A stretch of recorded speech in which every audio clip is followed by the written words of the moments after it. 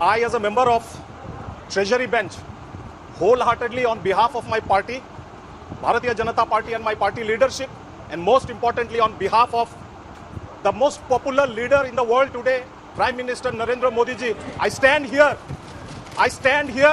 to oppose the no confidence moved by one of the member of parliament by the name Sri Gaurav Gogoi from Assam. Mr. Chairman, sir, Congress has a default setting in their computer since 1885. I would like to remind the Congress party today what is the default setting. When we were in our 80s, were newly introduced to the computers, we were accustomed to the term of computer aided device, that is CAD. The new generation of India, the aspirational India, knows CAD as corruption, appeasement and dynasty related politics of the UPA government. Why I say this, Mr. Chairman, sir, why I say this? Because let us look into the dynastic hangover of this UPA. They ignored the entire Northeast from where almost 5 crore population comes. And in the last 75 years, they have given themselves Bharat Ratna to 3 members of their own family. 61 Nehru ji, 71 Indira ji, 91 Rajiv ji. And I must bring into record that the whole of Northeast, the 5 crore population of Northeast today has only 2 Bharat Ratnas in the form of Lokpriya Gopinath Bordoloi and Dr. Bhupen Hazarika, Sudha Khanto, Dr. Bhupen Hazarika. Now what is the other default setting of the Congress computer? Their default setting is based on 3 I's. That is infiltration, that is insurgency, and that is instability. But our setting is also on these 3 I's, especially infrastructure building, integration, and institution building, innovation and institution building. Mr. Chairman, sir, as I stand here, I would like to remind that I will not speak on too many topics, but I would like to speak on Ghuspetia because this is one ailing problem of Northeast. We need to understand where this started. When India was fighting the freedom in the previous century, when in 1947, we made a lot of sacrifice. There were people in either side of the border who were making sacrifice. It was Muhammad Ali Jinnah during partition wanted to grab the whole of Northeast, wanted to grab the whole of Bengal, wanted to grab the whole of Punjab. It was Shama Prasad Mukherjee who, because of his efforts and his diplomacy, managed to retain part of Bengal in India, part of Punjab in India, and most importantly, the whole of Northeast in India. Today, the 5 crore population and also the other population of the country is grateful to Shama Prasad Mukherjee ji because Northeast has been retained in our... The geographical location of Northeast has to be understood. It is important.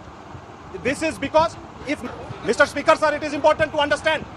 ये घुसपैठिया कहाँ से आए थे? ये जवाहरलाल नेहरू और लियाकत अली का pact हुआ। जवाहरलाल नेहरू और लियाकत अली का पैक्ट हुआ। उस पैक्ट में क्या था? मैं थोड़ा हाउस का दृष्टि आकर्षण करना चाहता हूँ।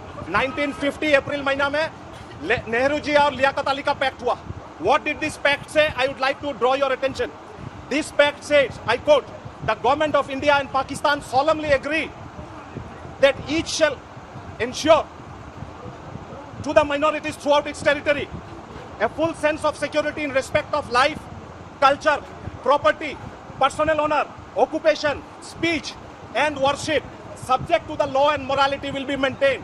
लेकिन इंडिया की तरफ से नेहरू लियाकत अली पैक्ट का तवज्जो दिया गया, but it was the then Pakistan who never gave heed to this act. Ultimately what happened, that the persecuted population who came from Punjab and Bengal to reside in India were never given their dues.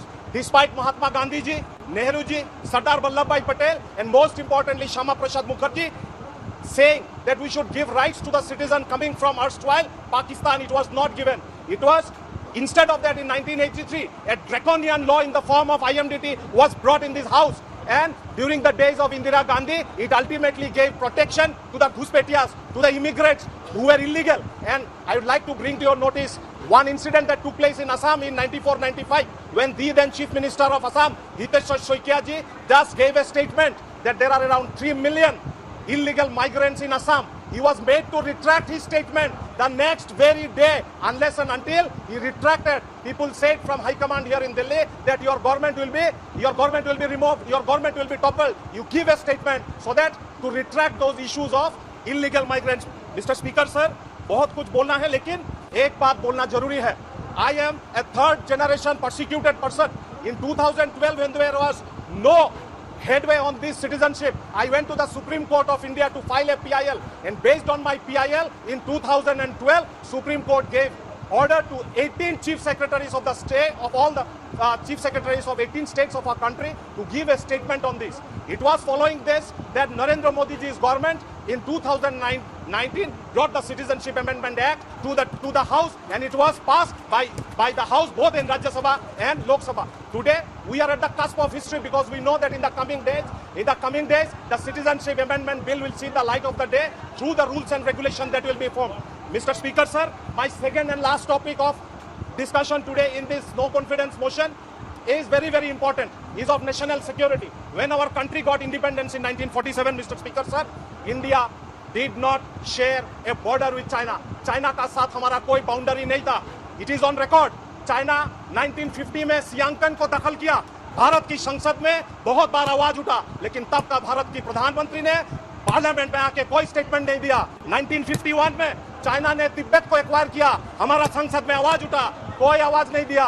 1954 में I would like to draw your attention to the Sino-Indian Act, which is also called the Panchsheel Act. In that Panchsheel Act, what was written, I would like to bring to your notice today.